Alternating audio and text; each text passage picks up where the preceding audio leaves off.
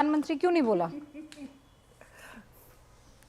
भाई महिला प्रधानमंत्री तो बनी चुकी है देश में। भारतीय जनता पार्टी ने महिला राष्ट्रपति भी बनाया, भारतीय जनता पार्टी ने महिला स्पीकर भी बनाया, भारतीय जनता पार्टी ने हर कुछ किया, 50-33% का आरक्षण भी दिया। हम तो हिंदू मुस्लिम महिला देख के नहीं कर रहे हैं। हमने तो मुस्लिम महिलाओं के लिए ट्रिपल तलाक का हलाला खत्म किया, जिसके लिए या अल्लाह मचाए हुए पूरा इकोसिस्टम 1 साल से। लोकसभा के चुनाव में भी जो हमें वोट मिले मुसलमानों को, उसमें ज्यादातर मत मुस्लिम महिलाओं के मिले। कई बार ना मुझे ये लगता है कि ये क्या बहस हम कर रहे हैं। वो ईरान, वो मुल्क जो कि इस्लामिक रिजीम हुआ करता था, वहां पे लड़कियां देखिए कितना आगे बढ़ रही हैं, और सिर्फ अपनी सत्ता के लिए, अपनी कुर्सी के लिए कब तक मुसलमानों को इस तरीके से बेवकूफ बनाया जाएगा कि तुम बुरके में आओगी तो तुम्हें ज्यादा इज्जत मिलेगी। हाँ, तुम बुरके में आओगी तो तुम्हें पाक पवित्र और साफ तौर पर देखा जाएगा। ये क्या बताने की हम कोशिश कर रहे हैं? मतलब लिबास से आप औरत की इज्जत, औरत का अल्लाह से कनेक्शन देखेंगे? लिबास तय करेगा ये? रूबिका जी देखिए, मैं अक्सर क्या ज्यादातर आपकी बातों से अलाइन रहता हूं, और जाहिर सी बात है हम भी एक प्रोग्रेसिव आदमी हैं, आप भी एक प्रोग्रेसिव महिला हैं, तो अच्छी बात है, प्रोग्रेसिव होना चाहिए। लेकिन आज मेरा आपसे थोड़ा सा डिस्कनेक्ट है। हाँ, मुस्लिम वोट बैंक के भैया जो इतनी देर का डिस्कशन हुआ है, अब सुनिए, मुझे आपने टाइम दिया तो मुझे सुन लीजिए। अभी आपने जो पूरा डिस्कशन हुआ, उस डिस्कशन का अगर आप लब्बो लुआब निकालेंगे तो यह है कि जो औरत या जो महिला हिजाब पहनेगी वो रूढ़िवादी है, वो कभी कहीं कुछ कर नहीं सकती, बढ़ नहीं सकती। आपने अभी एक जज साहिबा की फोटो दिखाई, एक फोटो मैं भी आपको दिखाता हूं। इनको जानती है रूबिका जी आप? हाँ। इनका नाम है हलीमा। हाँ, इनका नाम है, ये फोटो पता नहीं आपको दिखी कि नहीं ठीक से। हाँ। इनका नाम है हलीमा याकूब। इनको देखिएगा। हाँ। She is the 8th president of Singapore, और सिंगापुर की ये पार्लियामेंट की फॉर्मर स्पीकर भी हैं, and she was elected unopposed in 2017। फिर? इनका नाम है हलीमा याकूब। और सिंगापुर की जो पर कैपिटा इनकम है पता है आपको कितनी है? $90,000 अप्रोक्सीमेटली, पकड़ ना लीजिएगा कि 90,000, नहीं, अप्रोक्सीमेटली बोला, प्लस माइनस $1,000 होगी। तो जब सिंगापुर जैसे कंट्री की प्राइम मिनिस्टर हलीमा याकूब हो सकती हैं, अब मुझे नहीं पता असदुद्दीन ओवैसी साहब ने किस उसमें, मैं उनके बयान का समर्थन, अगर उन्होंने यह कहा है कि हिजाब वाली ही बनेगी तो मैं उसका समर्थन नहीं करता हूं, लेकिन हिजाब वाली भी बन सकती है तो वो तो कोई भी बन सकती है, उसमें ऐसी कौन सी आफत आ गई? और आपको अभी नाम बताता हूं मैं, इब्तिहाज मोहम्मद का नाम सुना है आपने? She is an American author, entrepreneur and Olympic medallist. उनकी भी मैं आपको फोटो दिखा देता हूं रूबिका जी, ये देखिए, ये भी हिजाब में। And she was the sports ambassador for the United states department of state and New York, और न्यूयॉर्क टाइम्स की बेस्ट सेलिंग ऑथर हैं ये। तो मैं आपके उन सारे तर्कों को खारिज करता हूं जो आपके तर्क ये कहते हैं कि अगर कोई महिला हिजाब करेगी तो वो रूढ़िवादी है। ऐसा नहीं है, नहीं है, नहीं है। अच्छा, ठीक है। हिजाब का मतलब मॉडर्निज्म से, हिजाब का मतलब रूढ़िवाद ये नहीं है।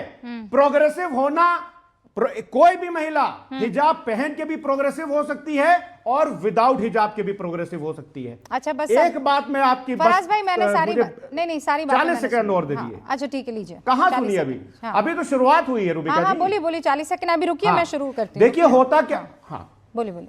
रूढ़िवाद होता क्या है मैं आपको बताता हूं। रूढ़िवाद यह होता है कि मिस्टर के.एस. सुदर्शन, आरएसएस के जो आइडियोलॉग्स थे, वो 17 जुलाई को कहते हैं कि the English culture connects our children to lesbianism and free sex which is not objectionable in west. यह ऑर्गेनाइजर में छपा था 13 फरवरी 2005 को, और मैं ये किताब को कोट कर रहा हूं, फिर से मैं रिपीट कर रहा हूं। के.एस. सुदर्शन साहब बोलते हैं, जो इंग्लिश स्कूल में बच्चियां पढ़ती हैं, the English culture connects with our children to lesbianism and free sex which is not objectionable in west. ये कौन लोग हैं? ये भारतीय जनता पार्टी और आरएसएस के लोग हमें ज्ञान देंगे कि प्रोग्रेसिव होना क्या होता है, जो हमारे देश की बच्चियों को कहेंगे कि अगर वो अंग्रेजी स्कूल में पढ़ेंगी तो वहां से लेस्बियन होकर के निकलेंगी। ओके। क्या बात करती हैं रूबिका जी आप? ठीक है, अब रुक जाइए, अब रुक जाइए। पहले अजय हमको आलोक, फिर उसके बाद हम बात रूढ़िवादी करेंगे। पता अजय है आलोक कब कह होते दीजिए, हैं? क्या कह रहे हैं आप कह दीजिए, फिर मुझे बात करनी है। हम रूढ़िवादी पता है कब होते हैं रूबिका जी? अरे मैं बताती हूँ रूढ़िवादी कब फराज होते हैं, किदवई, रुक जाइए। फराज किदवई, अभी सारी रूढ़िवादिता निकलेगी, अभी रुकिए आप। फराज किदवई पहले अजय आलोक।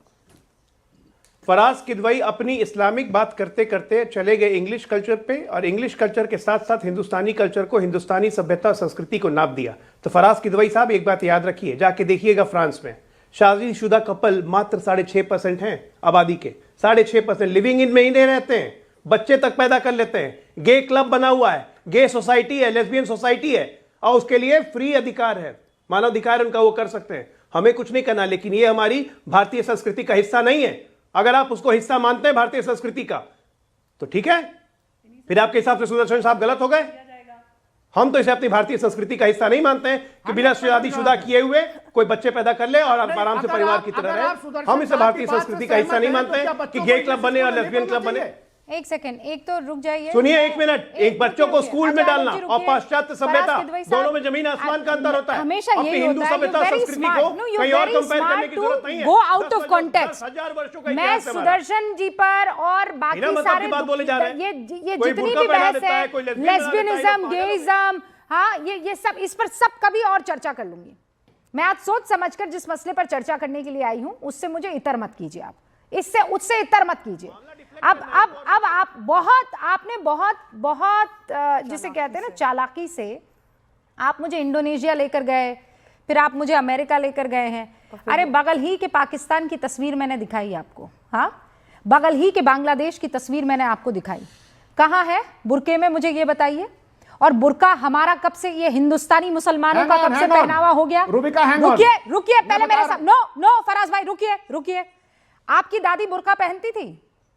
फराज भाई सवाल का जवाब दीजिए। आपकी दादी पाकिस्तान एंड बांग्लादेश के not be our role model. Oh please, Pakistan को रोल मॉडल आप मानिए, बांग्लादेश को रोल मॉडल आप मानिए। Don't scream. मैं मैं भारत के मसलों पर आ गई तो फिर आप कहीं के नहीं रहेंगे। पहले मुझे बताइए, आपकी दादी बुरका पहनती हैं? आइए आपकी दादी बुर्का पहनती कि हैं? कौन कहां का नहीं रहेगा। आइए आपकी दादी बुर्का पहनती हैं, काला बुर्का पहनती हैं। भारत के मसले पे, लेकिन जो सवाल का जवाब मैं चाह रही हूं उसका जवाब दीजिए, चीखिए मत। और अभी तो मैं भाभी पर भी आऊंगी। मुझे ये बताइए, आपकी दादी बुर्का पहनती थी कि चादर लपेटती थी? मेरे घर में ना कोई बुर्का पहनता है ना हिजाब करता है, लेकिन अगर कोई शानदार, लियाकत हिजाब करेगी, वेरी गुड, वाह। मेरे घर में कोई बुर्का नहीं पहनेगा, मेरे घर में कोई हिजाब नहीं पहनेगा, लेकिन मैं बड़ी बड़ी फोटो दिखाऊंगा। इंडोनेशिया की राष्ट्रीय अध्यक्ष रही थी, बुर्का और हिजाब पहने महिला। मेरे घर की महिलाओं को आजादी, लेकिन तमाम कौम की महिलाओं को मैं कहूंगा बेटा इसकी जैसी बनना। मैं ये नहीं कह रही। नो रूबिका सुनिए। आपकी दादी ने बुर्का नहीं पहना। नहीं, आप पूरी बात होने दीजिए। आपकी अम्मी ने आप पूरी बात होने दीजिए। मैं यकीन मानती हूँ कि भाभी भी बुर्का नहीं पहनती होंगी, और मैं जानती हूँ अगर आपकी बच्ची है, लेकिन तो अगर वो नहीं, आप इतने मॉडर्न किस्म के इंसान हैं कि आप अपनी बच्ची को भी पर्दे में नहीं रखेंगे, हिजाब में नहीं रखेंगे। तो आप प्लीज इस बात को मानिए कि ये सोच, ये पीयर प्रेशर आज के जमाने में नहीं चलेगा। पीरियड सर, मत कीजिए कि वो ये हो सकता है, वो ये हो सकता है। बुर्के वाली ही क्यों, मुसलमान औरत का अगर नाम यहां आ रहा है तो वो बुर्के से क्यों हाइफनेट होगा, बुर्के से क्यों जुड़ेगा? सिंपल सी बात है। क्या अम्बर ज़ैदी उतनी मुसलमान नहीं है जितनी बुर्के वाली एक महिला है? रूबिका सिंपल सी बात यह है कि अगर मेरी